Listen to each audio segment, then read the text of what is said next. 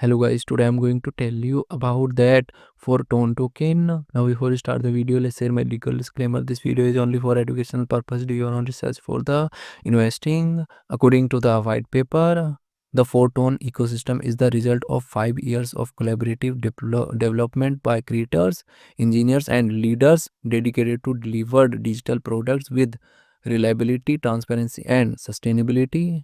Community production include distributed reward structures, economic mechanism, AI-driven tools, analytic platforms, and module systems. For Tone token total supply is 499.64 thousand and circulating supplies around 500,000 FRT token.